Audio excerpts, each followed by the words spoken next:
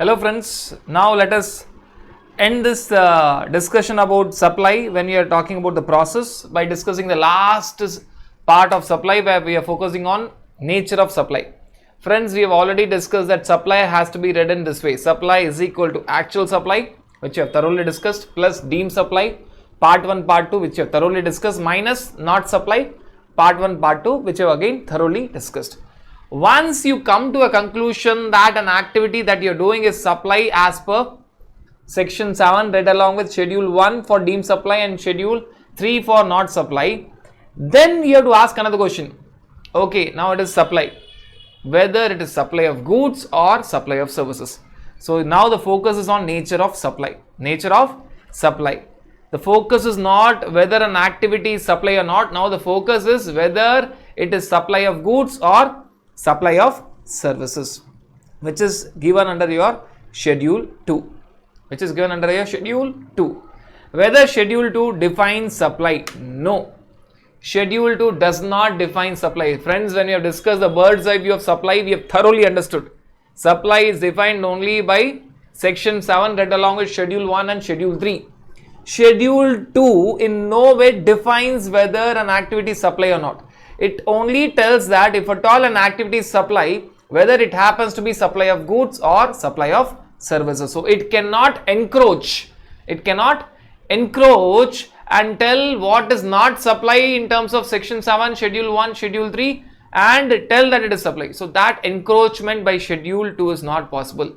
After you are very clear that an activity is supply, which will be decided by section 7 right along with schedule 1 and schedule 3, only then finally you have to see schedule 2 to decide whether it is supply of goods or supply of services.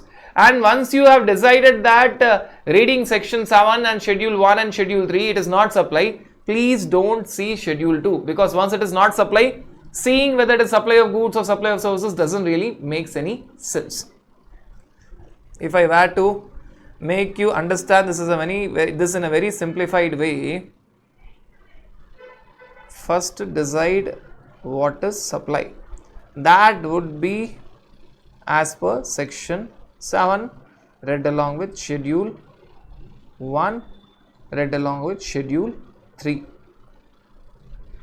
And if at all it is supply, then please go ahead and see the nature of supply. Nature of supply, which is as per schedule 2. And if at all it is not supply, stop there. If it is not supply, stop there. No need to go ahead. Only if it is supply, you are going to see the nature of supply, where the nature of supply could be supply of goods or supply of services. Supply of goods or supply of services. So this flow chart you have to keep in your mind very clearly whenever you are talking about your nature of supply. Schedule 2 will never define what is supply. It will only clarify whether it is supply of goods or supply of services. Now friends, let us see the points of schedule 2. Now schedule 2, we had bifurcated schedule 2 into a lot of points where we will be focusing on different analysis in different parts. The first part of schedule 2, we have bifurcated that into transfer. The focus is on the term transfer. Transfer of title of goods. Whenever there is a transfer along with transfer of title of goods, then obviously it is supply of goods. But when there is transfer of only right in goods or undivided share in goods without transfer of title, then it is supply of services. And if at all there is transfer of title and goods under an agreement which stipulates that the property shall pass on a future date, the title shall pass on a future date, example hire purchase, it is supply of goods. To make you understand this point in a very clear manner, very simplified and clear manner, let us take an example where you are talking about motor vehicle. Friends, motor vehicle is goods. You are talking about 3 scenarios: sale of motor vehicle, rent of motor vehicle, hire purchase of motor vehicle. hire purchase of motor vehicle. All those 3 points we have understanding with the help of example. Whether you talk about your sale or whether you talk about your rent or whether you talk about hire purchase, these all are activities which is supply. Motor vehicle is goods, sale is supply, rent is also supply, and hire purchase is also supply. Now friends, when you talk about sale of motor vehicle, it is now supply of goods. The first thing that was there, my friends, was all about product. Like the second thing which was there was all about that particular process, whether it is supply or not. Now you are talking about nature of process, nature of that process.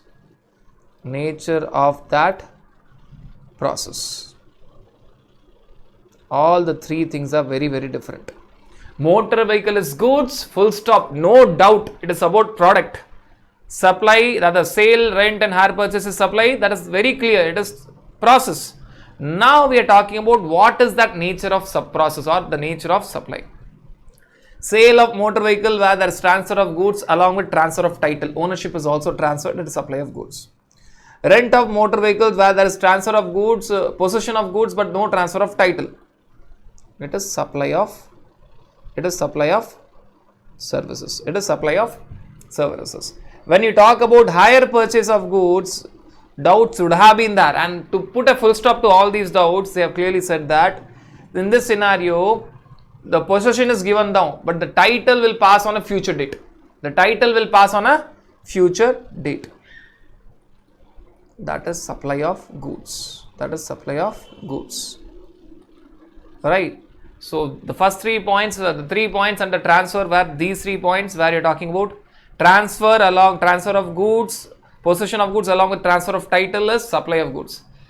Transfer of possession of goods along with mere right to use the goods without transferring the title is supply of services. Transfer of goods where the title will be given on a future date is again supply of goods. So this will clearly explain what is the nature of supply, and before deciding supply, first we decided what is the product, then we saw what is the process, then finally saw we are talking about the nature of process. Right? It is not about product, it is not about process, it is about nature of process. It is about the nature of supply. So you have to be very, very clear with this understanding. Right friends, now let us see the second part. Very, very simple points. Most of the points are so simple that you have an answer before I tell the answer. Right, when you talk about second part where you are talking about land and building, you are talking about lease of land, lease, tenancy, easement, license to occupy land, which means that anything other than transfer of title in land. You are talking about lease, you are talking about tenancy, you are talking about easement, you are talking about license to occupy land. Again friends, it is supply of services. Next, you are talking about lease or letting out of building, whether wholly or partly. Again, it is supply of services. So when you talk about letting out of land or letting out of building, it is very clear, it is supply of services. Letting out of land or letting out of building. Letting out of land or letting out of building, wholly or partly, it is clearly supply of services. Right. The next point, all 90% of the points which we are going to discuss will be very clear right from the beginning. You already know the answer if you look at the question carefully. Treatment or process applied on other person's good. You are doing some work on goods belonging to another person. You are doing some work on the goods belonging to another person. You are talking about job work.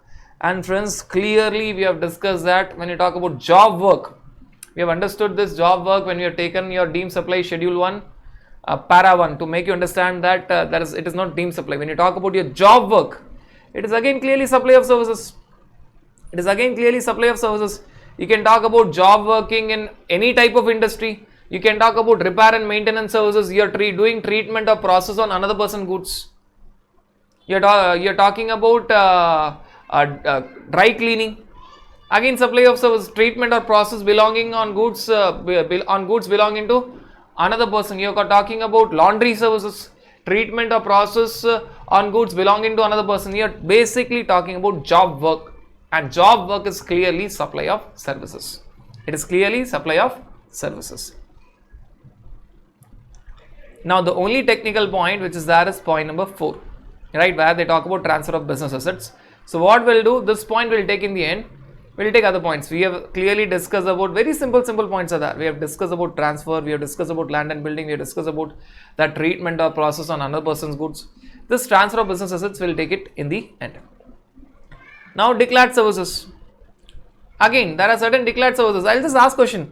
What if I am talking about renting of immovable property? We have already discussed renting of land or renting of building is supply of services.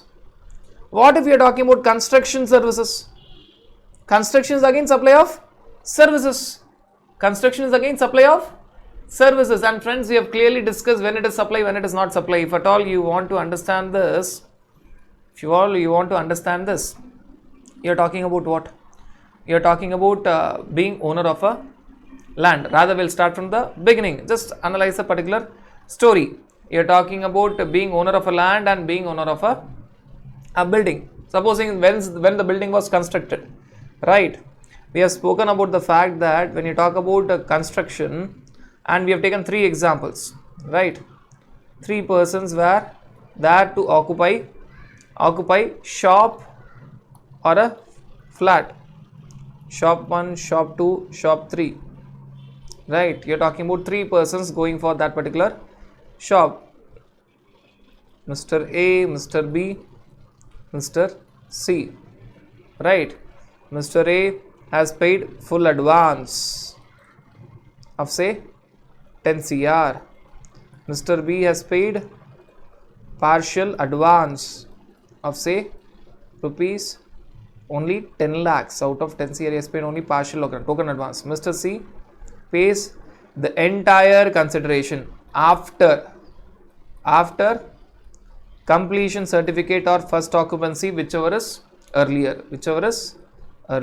So he has paid the entire amount later. So friends, when you talk about Mr. A and Mr. B, the builder or the promoter was supplying what to them? Was supplying services to them. It was supply of services.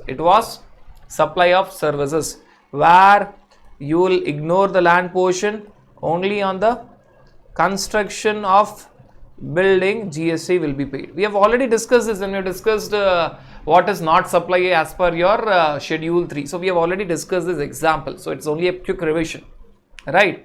So whether you pay full advance or you pay partial advance, it doesn't make a difference.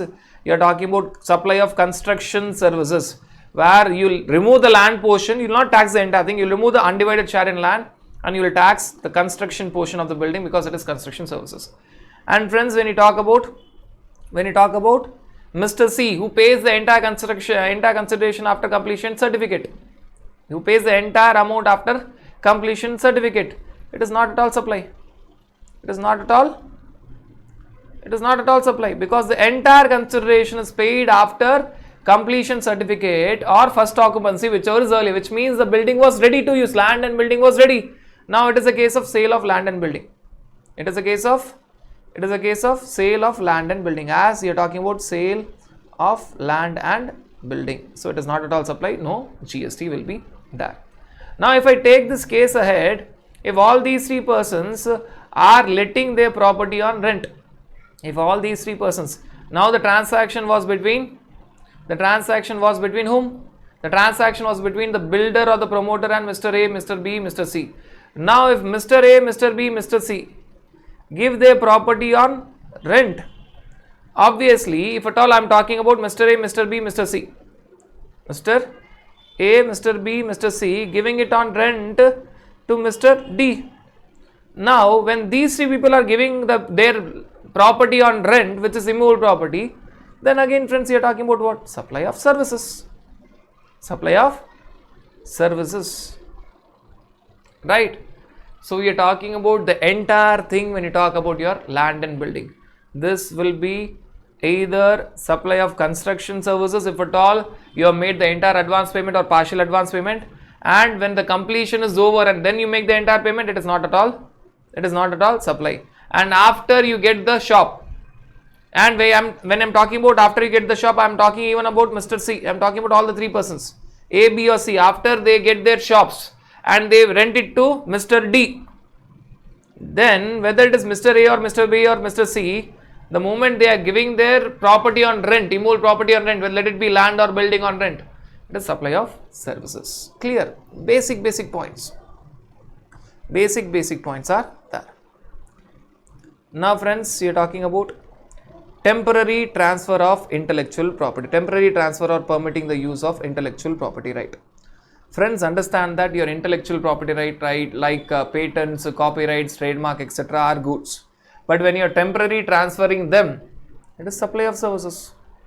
It is supply of services. Likewise, the next point. See, the first 2 points here talks about your immovable property that we have discussed. The next 2 points talk about intellectual property rights as well as information technology software.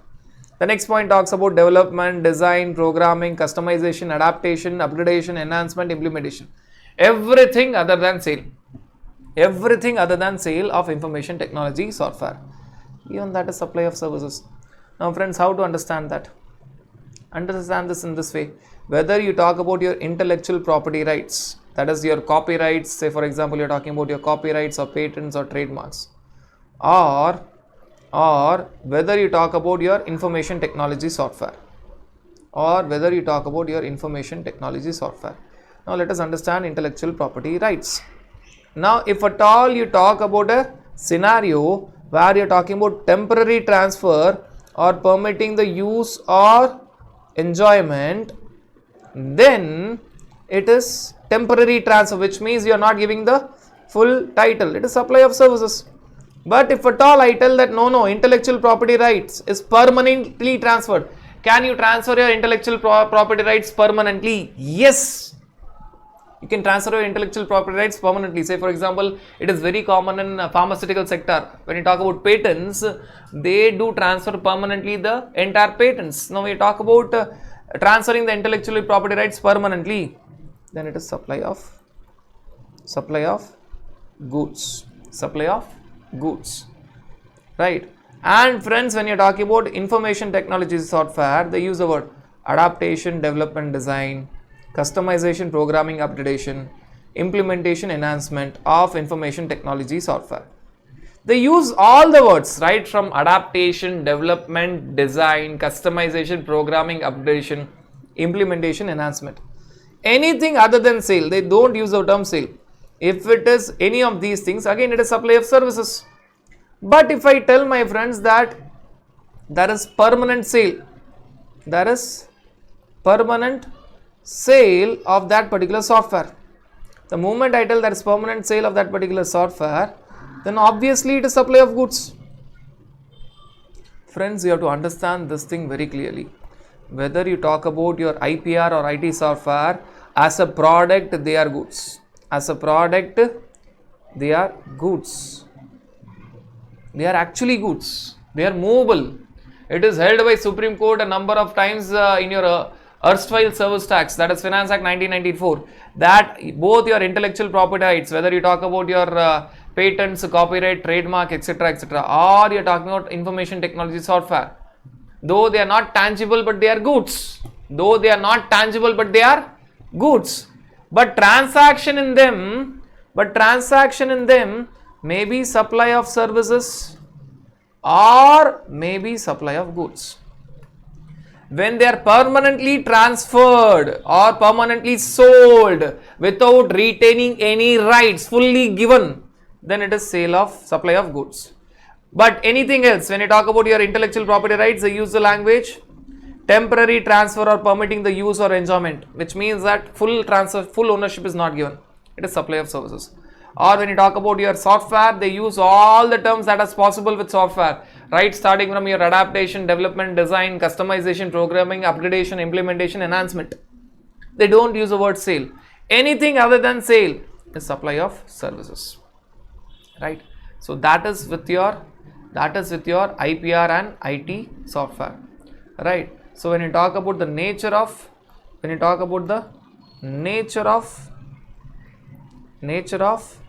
supply, it is different. Whether this permanent transfer or temporary transfer, whether all of these were actually supply? Yes, all of these were actually supply. Same way, same 3 steps. IT software or IPR were goods, and whether it is permanently transferred or temporarily transferred, it is supply. Now to understand nature of supply, you have to see if it is permanently transferred or permanently sold, it is supply of goods. If it is temporarily transferred or only a use or enjoyment is given, then it is supply of services. That is all about your intellectual property rights and your information technology software. Right? And friends, the next part you're talking about, agreeing to an obligation to refrain from an act. Refraining from an act, not doing an act, promising not to do an act. Classic example is non-compete fees. Or tolerating an act. Tolerating an act. Again, that is supply of services.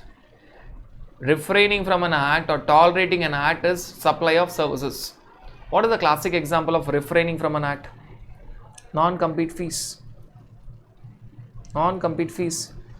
If Mr. Ambani promises to refrain from car manufacturing company and in return Mr. Tata pays the consideration, then the supply by Mr. Ambani to Mr. Tata is supply of services. Now Tata is paying 100 crores to Mr. Ambani only to make sure that he is not entering into car manufacturing business. I'll repeat, Tata is paying Ambani 100 crores not to enter inside this car manufacturing business. Now who's the supplier? Who's the supplier? It is Mr. Ambani, because he is getting 100 crores. The person who is getting the amount is the supplier. Who's the recipient? The recipient is Mr. Tata. The recipient is Mr. Tata, who is paying 100 crores. Now what is the supply that Ambani is giving to Tata? What is the supply that Ambani is giving to Tata? Now Ambani promises Tata not to enter inside car manufacturing business, refraining from entering inside car manufacturing sector, refraining from entering into car manufacturing sector, right? And in return Tata pays 100 crores. Now the supplier is Mr. Ambani, the recipient is Mr. Tata, and the supply is that of services, supply of services. And what was the supply, my friends? The supply was that of refraining from an act. The supply was that of refraining, not doing an act, not entering into car manufacturing sector. That was the supply. Promising not to enter inside this car manufacturing sector, which is nothing but a non-compete fees. Which is nothing but a non-compete fees. So that is an example when you talk about refraining from an act. Refraining from an act. Now, the second example when you talk about tolerating an act. What is the classic example of tolerating an act? Supposing if you are talking about Mr. Malia. Now Malia is setting up a factory within the municipality limits, which is not allowed, which is causing pollution to the neighbor people, and he in any ways makes sure that the municipality people are not creating that an issue, and to ensure that this residential people don't put a complaint, he is paying them an amount. So what is happening? There is a residential complex, there is a residential complex, there is a educational institution, and there are others. And what is happening? Malia is making them the payment together, say 10 crores to them. For what? For ensuring that they don't put any complaint. Right. Now friends, who is the supplier? Supplier is that residential complex or the educational institution or those other people who are not going to put any complaint. And who's the recipient? Recipient is Malia. Right. Now what is the supply of services given by residential complex or education institution or others? They are giving the services of tolerating pollution, tolerating an act, tolerating the pollution which will be caused by setting up a factory within the municipality limits. They are supplying the services of tolerating pollution. This tolerating pollution is nothing but supply of services. Supply of services, which attracts GST. Which does attracts GST. Friends, we were trying to understand the examples for what? Example for tolerating an act, which is supply of services. An example for refraining or not doing an act, which is again also supply of services. Right. So refraining from an act or tolerating an act is clearly supply of services. Supply of, we'll be using that in other chapters as well. So keep this in mind. Refraining from an act or tolerating an act is also supply of services. And the last point, which is a very normal point, transfer of right to use any goods. The moment you talk about transfer of right to use any goods, you're talking about lease. You're talking about lease. Right? The moment you talk about lease is obviously supply of services, whether it is financial lease or operating lease, it is always supply of services. It is always supply of services. So these were the earlier declared services in the service tax law, which were treated as supply of services. Now also they are treated as supply of services. Now friends, the next point talks about your composite supplies. The next point talks about your composite supplies. Right. Now when you talk about composite supplies, you are talking about both goods and service being involved. Both goods and composite supply means you are talking about both goods are there and services is there. Goods are there and services is there. Now when you talk about, friends, composite supply where both goods and services are there, the classic examples. Composite supplies where you are talking about goods along with services. Goods along with services. First, friends, you are talking about works contract service, and second, you are talking about food related services. Food related services. Friends, when you talk about works contract services, it includes construction of immovable property, and it also includes erection, installation or commissioning of a plant and machinery which is immovable. Plant and machinery, by the way, can be movable also, but you are specifically here talking about erection, installation, commissioning of plant and machinery which is immovable. Food related services, friends, you are talking about restaurant sector and outdoor catering sector.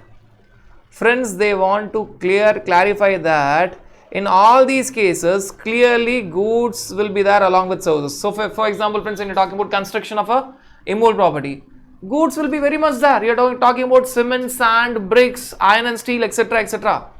Right? When you talk about erection, installation, commissioning of plant and machinery, which is again an immovable property, again goods will be very much there. Iron and steel, you are talking about cement, sand, etc., etc. And when you talk about food related services, when you talk about restaurant, obviously goods is there. Even when you talk about outdoor catering, obviously goods is there. But they want to tell that all these cases, the dominant nature is service. So they will always be treated as supply of services. They will always be treated as supply of services. So whether you are talking about works contract service or whether you are talking about food related services, right, it will be always taken as supply of services. Though there is a goods element, service element is dominant. Service element is dominant. By the way, we call them as service sector. By the way, construction as well as food, we call them as service sector. Therefore, it will be called as supply of services. Whether the goods element will be there inside all these cases, yes. Inside all these cases, you will surely have goods element, and it might happen the worth of the goods might be at times more than the service, but nevertheless, you will always treat them as supply of services. You will always treat them as supply of services, right? That is all about this particular aspect when you talk about your composite supplies. So what are they trying to tell? Your works contract services is supply of services which includes construction of immovable property or erection, installation, commissioning of plant and machinery being immovable property, that we have discussed in that particular chart.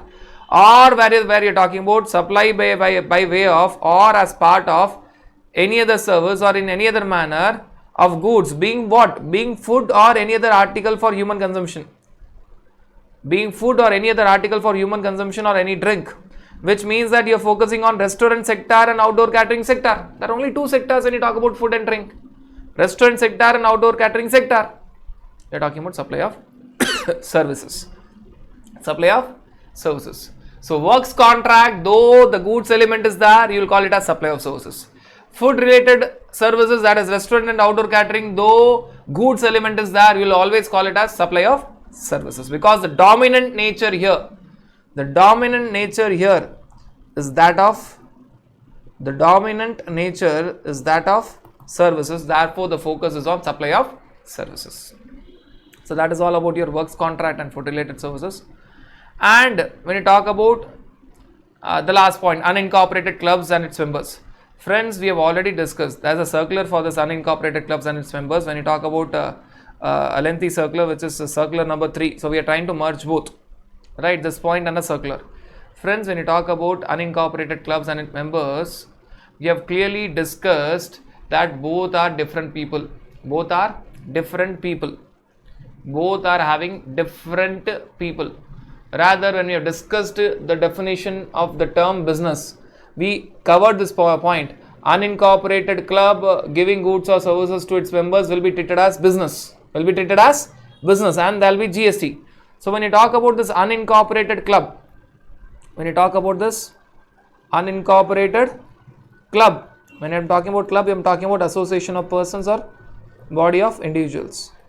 When you talk about unincorporated clubs and its members, they will be treated as separate persons from your GST angle. In your income tax, they may be called as one person if certain conditions are satisfied and there will be no income tax. But for GST, they are treated as separate persons. And if unincorporated club is giving goods to its members, then it will be supply of goods. So for example, all of us, the entire students association, those taking this lecture, all of us form a club which is not incorporated, and we decide that we'll contribute, each of us will contribute say 100 rupees including myself, and finally when the classes are over, somewhere after the results are coming, right, we'll celebrate. So this contribution will be used for all the students. We'll have a get together and we'll celebrate. When that is happening, the celebration is happening in form of what? Say for example, finally when the results are announced, gifts will be given, goods will be given to all of those who have contributed. Depending on what marks you have got, the gifts will be distributed. Now when you talk about gifts, they are goods. So the unincorporated club that we have formed, when every one of us is giving this 100 rupees to a corpus, we have formed an unincorporated club. That is nothing but association of persons which is not incorporated, AOP which is not incorporated.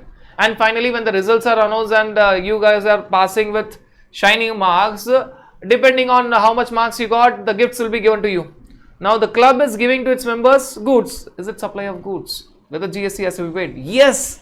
Though we did not incorporate that particular association of person, that club giving goods to its members will be treated as supply of goods. And if I tell that no, we will not give any gifts to any of the students, we'll have a party. We'll have a small party, right? Where when you talk about party, you're talking about food and drinks. Food and soft drinks will be served. Now obviously in this case when I'm talking about, all of us have contributed 100 rupees, right? And once the results are announced and you guys are passing with shining marks, a small party will be organized and a small get together will be there of all of us, where food and drinks will be served. Remember my friends, when you talk about food and drinks, it is supply of services. If at all the club is supplying goods to its members, there will be supply of goods. If at all club is giving services to its members, say for example food or drinks or any other services to its members, it will be supply of services. A classic example of unincorporated clubs giving supply of services. A classic example of unincorporated club giving supply of services to its members is residential complex. Residential complex giving supply of services to flat owners. So when you talk about residential complex where you are paying a monthly maintenance amount, where you're paying monthly maintenance amount, right? That is nothing but when each of the flat owners is paying a monthly maintenance amount to that residential society. It is nothing but the society is supplying services to you, supply of services. So when you're contributing say 5,000 per month as a flat owner to that residential society or residential complex or residential welfare association, by whatever name you call residential complex or residential welfare association. Now that residential welfare association and flat owners are nothing but unincorporated clubs and members, where the moment the flat owners are making the monthly contribution, it is nothing but there is supply of services by whom? There is supply of services by that residential welfare association to its flat owners. And what is that services that they are providing? In case of any future damages or some maintenance to be done for that building, they will be using that fund for maintenance purposes, right? But that residential complex and members are different persons. The residential complex is liable to pay GST on the monthly collection collected from the flat owners. The point I want to tell is residential complex or the residential welfare association as a supplier is liable to pay GST on this monthly collection from all the flat owners. Though there is an exemption where the monthly contribution is up to 7,500 per month per flat owner, per month per member. There is no GST, but levy is there. But levy of GST is there. The point I want to drag home is levy is very much there. And for residential welfare association specifically, there is an exemption. If the monthly contribution by each of the flat owner is up to 7,500 per month per member, then there is no collection. Levy is there or not? Yes, levy is there. Friends, you have to just understand that if at all the club is supplying goods to its members, it is supply of goods, levy is there. If the club is supplying services to its members, it is supply of services, levy will be there. Levy will be there. Whenever you talk about collection, my friends, that is a totally different matter. And friends, the chapter title is levy of GST. Whether levy is there or not, yes, levy is there. It may be or may not be collected. Exemption may or may not be there. So that is a separate subject matter. Right. So that is all about your clubs to its members. Right. And then there is a circular, and after which we are going to see the leftover point. Now, if friends, if you see, you have seen point number 1, 2, 3, point number 4 we have yet to see, 5, 6 and 7 we have seen, and circular, last circular we have seen, and we will try to understand one circular. Thereafter we will take the last point, which is point number 4. Now there is a circular which is a very basic circular. Now that circular talks about lease of building. Supposing, right, there is a building, right, there is a building where lessor is giving a building on lease to lessee. Lessor is giving a building on lease to lessee, right? So building or a plant and machine, whatever it is given on lease, and it is given on lease for say 99 years. It is given on lease for say 99 years. The question is whether there is GST. So when you talk about this building on lease for 99 years, what is the transaction? Whether it is supply. Understand first, the additional fact here is this building which is given on lease for 99 years, as per a particular state stamp duty act, stamp duty is attracted, because stamp duty act differs from state to state. Stamp duty act differs from state to state. So I am adding to the fact that stamp duty is there. So this lease is there in a state where stamp duty is attracted when you talk about a long-term lease. So stamp duty is attracted. Now given the fact, they want to understand whether or not there is supply. Understand, my friends, if at all I apply your accounting concept, if I go by your accounting language, it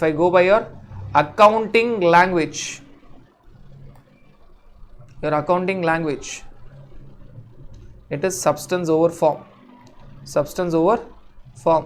which means that though actual sale has not happened, it is as good as sale.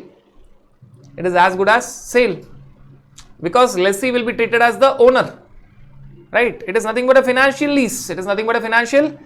Substance over form. It will be treated as sale. And if you talk about sale of building, if we are talking about sale of building, then there is no supply. And if there is no supply, there is no GST. There is no GST. But if you go by your accounting concept, friends, the question is, should you go by your accounting concept? And friends, the answer is no. You should ignore your accounting concept. You should strictly go by your GST law, where you are not going to see anything called a substance over form. In accounts, you see substance over form, but here you are not going to see a substance over form. This will be treated only as lease of building. This will be treated as, in the eyes of GST, it will be treated only as lease of building. Though as per your accounting law, and though as per your stamp duty law, as per your accounting law and stamp duty law, it was treated as sale of building, and that being the case, even stamp duty was collected. So if I go by that logic, that is sale of building, there is no supply and there is no GST. Why there is no supply? As per schedule 3, sale of building, there is no supply. But in GST law, they are trying to tell that forget about your accounting concept and stamp duty law. Don't apply your substance over form concept and don't go by your stamp duty law. Forget about both your accounts and stamp duty law. Forget about your accounting standards and stamp duty law. It will not be treated as sale of building. The moment if I am telling that it will not be treated as sale of building, then it will be treated as supply, and that supply will be that of supply of services. That supply will be that of supply of services, and GST will be very much applicable. So this circular tries to tell that though there might be a lease of building which is for 99 years, where stamp duty is attracted, and where in your accounts you apply, where in your accounts you do apply substance over form, where in your accounting concept you do apply substance over form, and as per substance over form, though it is 99 years lease, it will be treated as sale. You forget your accounts, you forget your stamp duty law, you cannot equate this with sale of building, because there is no title of the ownership being transferred. If there is no accounting concept that you can apply, and you have to forget your stamp duty law. You have to forget your stamp duty, whether or not stamp duty is there or not. Forget your stamp duty law, forget your accounting standards. In the eyes of GST, whether it is 99 years lease or even whether it is 999 years lease, it is only lease, because ownership is not transferred. Supply of services is there and GST has to be paid. And there's one more part which is explained in the circular. Subletting is also subject to GST. And if the lessee is subletting, to third party, if the lessee is subletting to a third party, so when you talk about the concept of subletting, the subletting will also be treated as supply of services, and there will be GST. So they clarified two parts. The first part they focus here and try to tell that whether this 99 years lease is sale of building or it is still lease of building, and the answer is it is still lease of building, it is supply of services, GST will be there. And the second part tells that what if the said building or land is given on sublease, subletting or subrenting or subleasing is also supply of services, GST has to be levied. So it discusses these two parts. Right, done with the circular. Circular are always relaxation. You have to just understand the concept, and circulars will tell nothing new. Friends, what is left out in this entire schedule 2 is only point number 4. Only point number 4 was left out. Now we are seeing point number 4. Friends, we have to understand one thing when you are seeing point number 4. In point number 4, you are going to merge two things. You are going to read schedule 1 read along with schedule 2. You are going to read schedule 1 read along with schedule 2. You are going to read two things together. And how many points are there in point number 4? Point number 4 totally contains 3 points. 1, 2 and 3. Right, so let us focus on these 3 points. Let us start with the first point. And this will complete your entire supply. Supply meaning was seen, only nature of supply was left out, which had got 7 points, and we have seen all the points except this 4th point. The moment we complete this, the entire concept of supply will be over. Nature of supply also will be over. Now, goods forming part of business assets are transferred or disposed by or under the direction of the person carrying on the business, whether or not for consideration. See, what is the point that they are trying to tell? They are talking about free samples given by its company to its customers. Free sample given by the company to its customers. So when I am talking about free samples or gifts, company giving free samples or gifts to its customers. Free samples or gifts to its customers.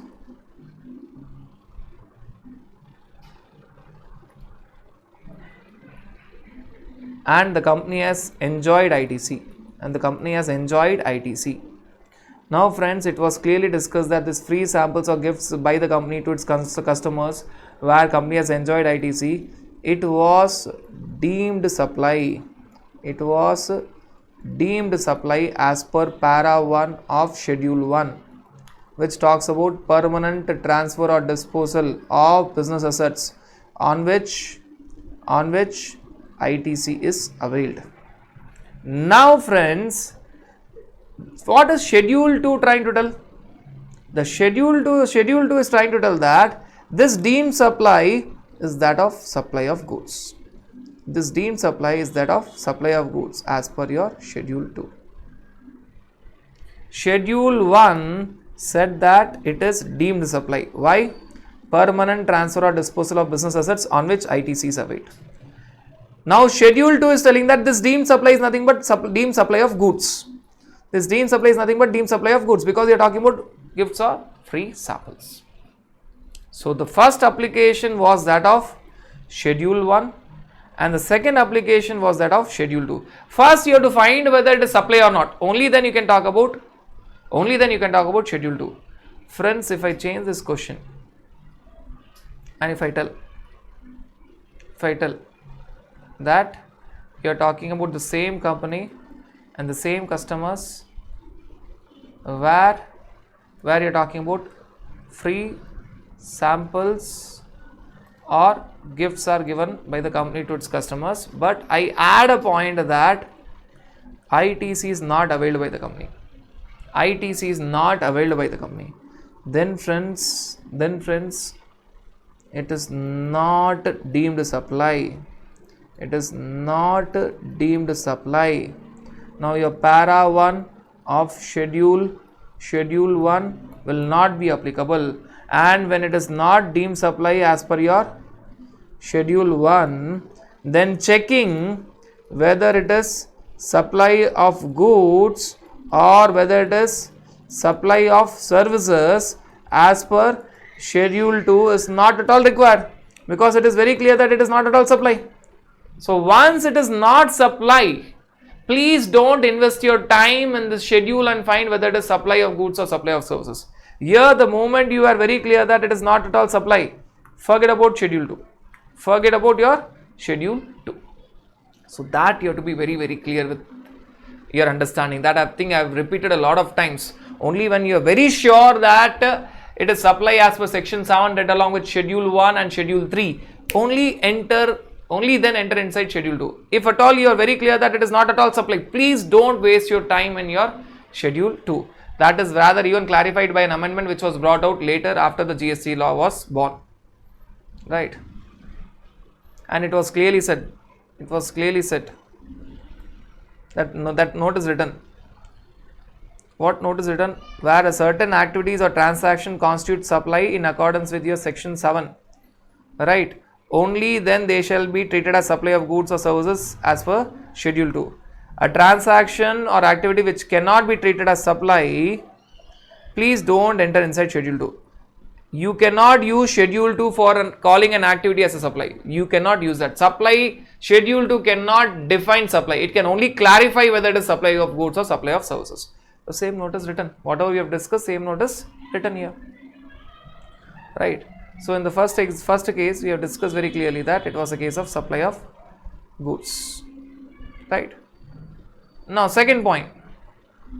Second point talks about goods held or used for business are put to private use or are made available to any person for use other than business by or under the direction of a person carrying on the business, whether or not for consideration. Again, if you look at the words may be confusing. Let us try to understand again with the help of a example. Right.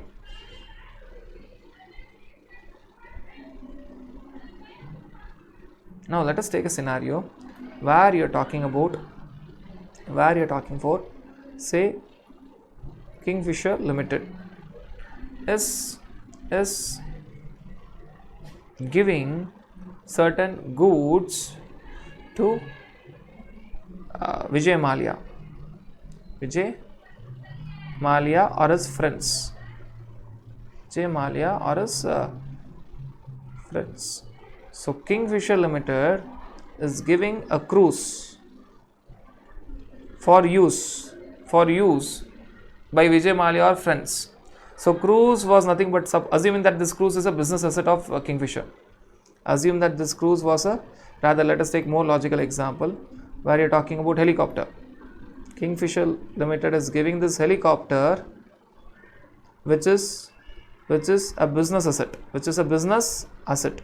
To whom? To Vijay Mallya or friends, for which they are not, and it is not given to Vijay Mallya or friends for their business purposes, for their personal use. For their personal use. Now friends, you are talking about what? First you have to understand that it should be supply. Now friends, it is deemed supply. It is deemed supply as per your para 2 of schedule 1, where you talk about supply of goods or services between related persons and distinct persons. So when I talk about Kingfisher and Mallya, employer employee, they are related persons. Specifically when you talk about the managing director, employer employee, they are related persons. So is it deemed supply? Yes, it is deemed supply. You are talking about, see, it cannot be covered by para 1 because there is no permanent transfer. They have just given the helicopter for use. They have just given the helicopter for usage. They have just given helicopter for 1 month. Usage of helicopter for 1 month. Use of helicopter for say 1 month. Only a short time. So it is not permanent transfer and all. Now it is deemed supply as per what? Your para 2 of schedule 1. What is para 2 of schedule 1? Supply of goods or services between related person or distinct person. And in this case, Kingfisher Limited and Vijay Mallya, you are talking about the company and the managing director. They are related persons. Managing director, they are related persons. Control is there. That is control. Vijay Mallya controls it. Even otherwise, Vijay Mallya controls this Kingfisher Limited. Now, once it is clear that it is deemed supply, now this schedule 2 tells that it is supply of services. Why supply of services, my friends? Why supply of services, my friends? Because it is only temporary transfer. Because this is only temporary transfer, and whenever there is temporary transfer, you will focus only on supply of services. It is supply of services, and the same thing is said here. See what is happening here. First, you are applying schedule 1 to decide whether it is supply or deemed supply, and thereafter you are going with schedule 2. Thereafter you are going with schedule 2 to determine whether it is supply of goods or services. So first the application was that of schedule 1, and then the application was that of schedule 2. The sequence is important. First determine whether it is supply or not, and once you are very clear that it is supply, then please see schedule 2 to decide whether it is supply of services or not. And I have given you the logic here. In this case there is temporary transfer, therefore it is supply of services. And in the previous case where we have discussed, it was permanent transfer.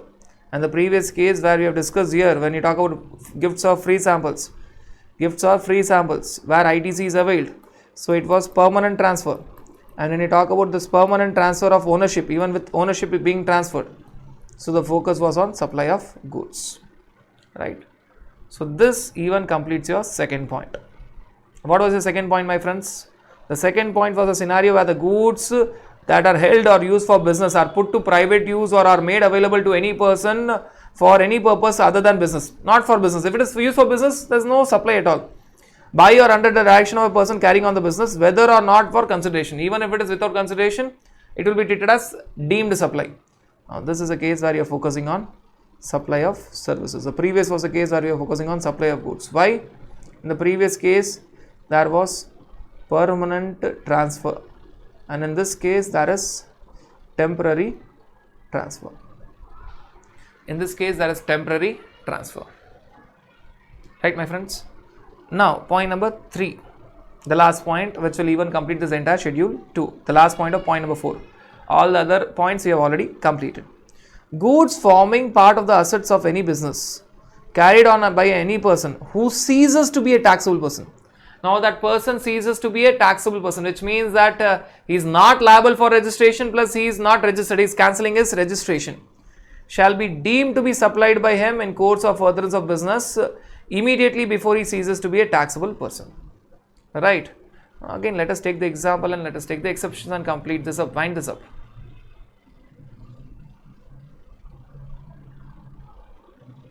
Now, we are talking about a person who is ceasing to be a taxable person. A person who is ceasing to be a taxable person. Right. Let us assume that you are talking about, say, Amitabh Bachchan. Amitabh Bachchan, who is carrying on his business. Right. He is registered, therefore he is a taxable person. He is registered, therefore he is a taxable person. So, Amitabh Bachchan, who is registered, now he is cancelling his registration. Amitabh Bachchan, now he will be unregistered and non-taxable person. Unregistered plus it is specifically mentioned that he will no more be a, will not be a taxable person, not a taxable person anymore. Not a taxable person anymore.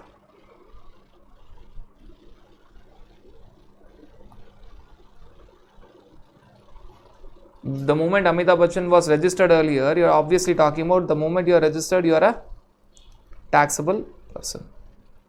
So, Amitabh Bachchan is cancelling his registration.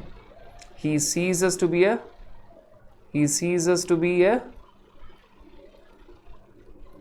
taxable person, assuming that his turnover is coming below the threshold limit for registration. Taxable person. So, he is not at all performing good and he is not at all having any turnover, and therefore he is going for cancellation of registration.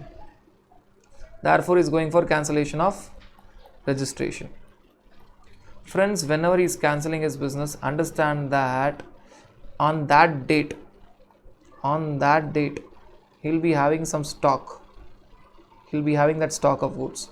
Whenever any person stops his business, it can never happen that he is not having any stock of goods. He is having some stock of goods. Now, friends, understand that this is actually deemed supply. Now, you may tell that how it is deemed supply. Amitabh Bachchan, when registered, is one person. When not registered, is another person. Both are different. One with GST number, one without GST number. It is deemed supply by virtue of the same para 1 of schedule 1, where you talk about permanent transfer or disposal of business assets on which ITC is availed. Obviously, on this stock, Amitabh Bachchan did avail ITC. Now, when he is cancelling his registration, friends, he will have the stock with him. On which he has already enjoyed ITC. So, now, friends, it will be taken as deemed supply as per para 1 of schedule 1. Again, you are talking about, I will repeat this statement because it will be difficult to digest. Amitabh Bachchan, when he is a registered person, is another person, and Amitabh Bachchan, when he is unregistered, which means that when he is not a taxable person, he will be a totally different person.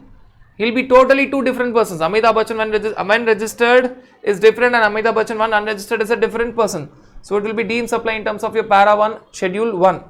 Friends, this will be also discussing in your ITC chapter. So, I will be also discussing this part again in your ITC chapter, where I will be making sure that you revise this concept. So, I will be expecting you to just connect this, right? It is deemed supply.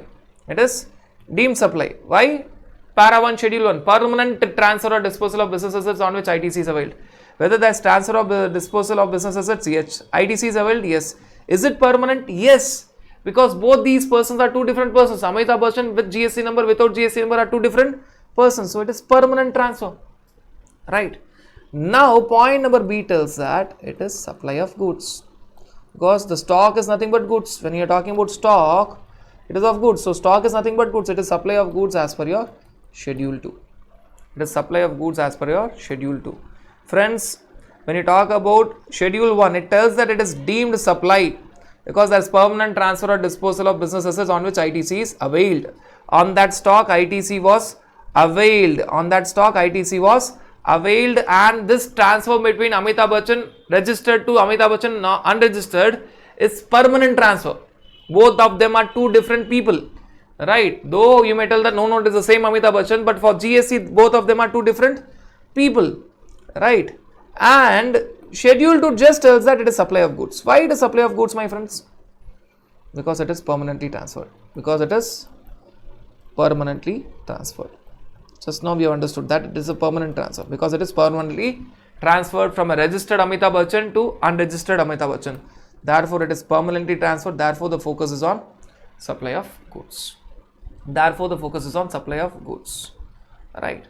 So, this is the point explained in your, this is the point which was explained there in your fourth case, where goods forming part of the assets of any business, that you are talking about stock carried on by a person who ceases to be a taxable person shall be deemed to be supplied by him, which is as per schedule 1, in course of furtherance of business immediately before he ceases, because Amitabh Bachchan registered is different from Amitabh Bachchan unregistered, right? And that will be treated as supply of goods. Friends, why it is treated as supply of goods? Amitabh Bachchan registered giving the goods to Amitabh Bachchan non-registered is permanent transfer, and only because of that it was treated as deemed supply on the first part as per your schedule 1. So it is supply of goods. But this point number 3 has got 2 exceptions, very normal exceptions. Now this point number 3 tells that if the business of Amitabh Bachchan is carried on as going concern by another person, or if the business of Amitabh Bachchan is carried by a personal representative who is deemed to be a taxable person, which means that if Amitabh Bachchan transfers his business to say Ranbir Kapoor, or if Amitabh Bachchan's business is carried on by his personal representative who is deemed to be a taxable person, say Abhishek Bachchan, which means that someone is carrying on his business. Someone is carrying on his business. If someone is carrying on his business, that stock will be taken over by him. If you are talking about Ranbir Kapoor taking over the business of Amitabh Bachchan, or if you are talking about Abhishek Bachchan taking over the business of Amitabh Bachchan, simple language. If Amitabh Bachchan is giving up his business and it is carried on by Ranbir Kapoor who's carrying on his business. So you are talking about point number 1, business is transferred as going concern to another person, say for example Ranbir Kapoor, or business is carried on by a personal representative who's deemed to be a taxable person, which means business is carried on by his son Abhishek Bachchan. Then they are trying to tell that there's no supply at all. There's no supply at all. Why there's no supply? Why? These two people, Ranbir Kapoor and Abhishek Bachchan, who will take over the stock, will enjoy ITC. But when they are selling the stock, they'll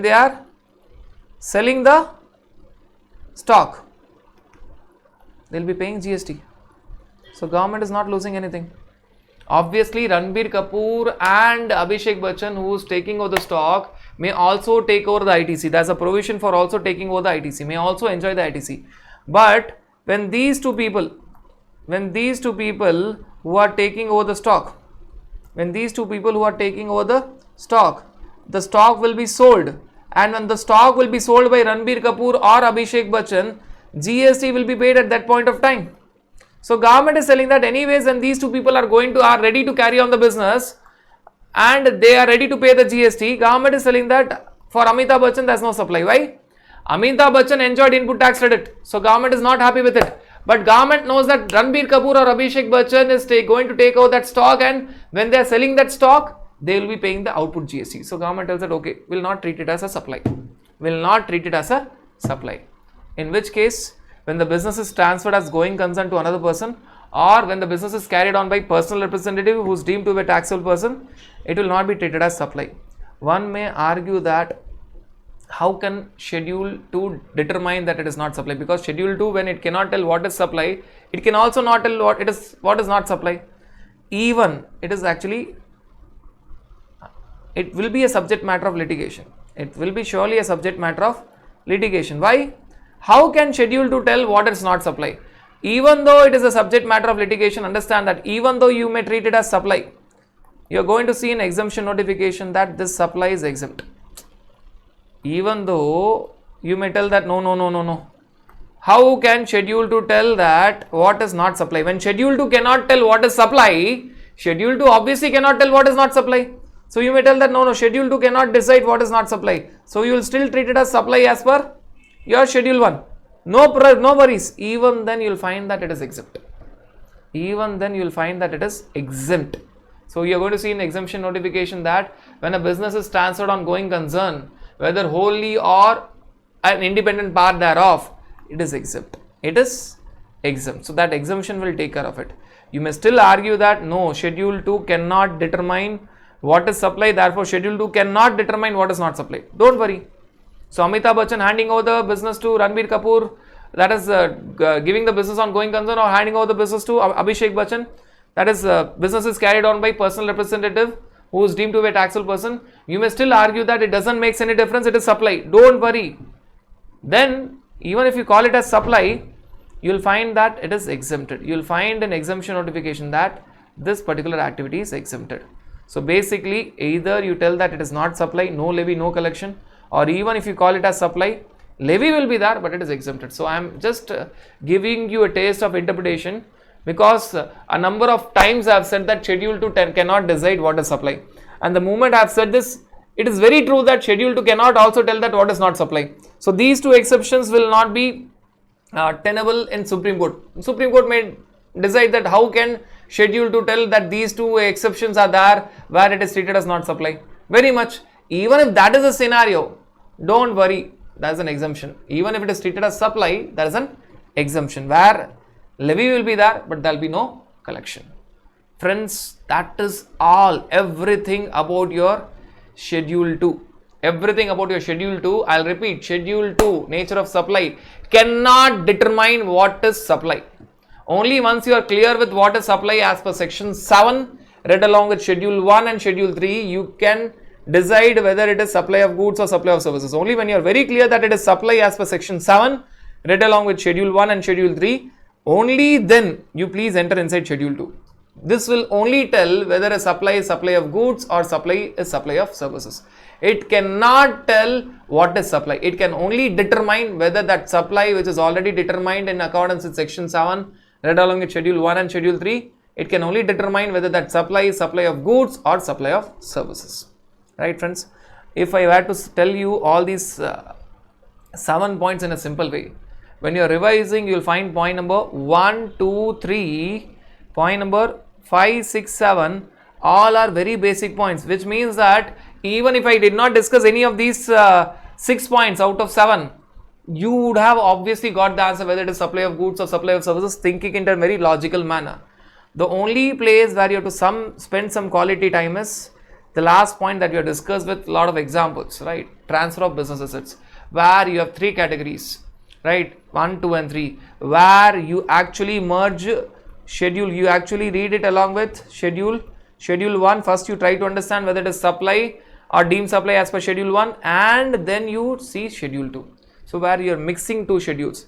So this point, transfer of business assets, takes some time. Obviously when I have discussed, things would have been very clear, but take some time and see this 3 points when you are revising again very carefully, right? Rest all the points are very simple. Only place where you have to spend time in schedule 2 is point number 4, where you are linking 2 schedules. Schedule 1 to decide whether it is deemed supply or not, then schedule 2 to decide if at all it is deemed supply, schedule 2 to decide whether it is supply of goods or supply of services. So this completes our entire discussion about supply. Now friends, we are very clear with what is supply. We have spent a quality amount of time only to understand what is supply, because that is the foundation of entire GST.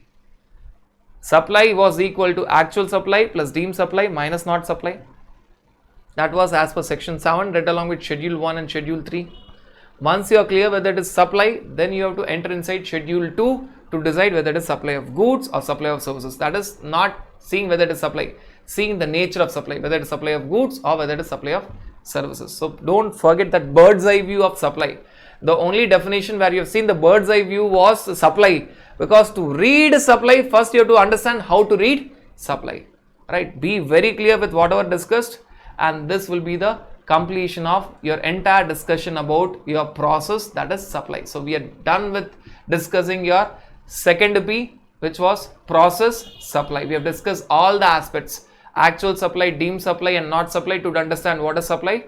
And finally, we have discussed the nature of supply with respect to your schedule 2, whether it is supply of goods or whether it is supply of services.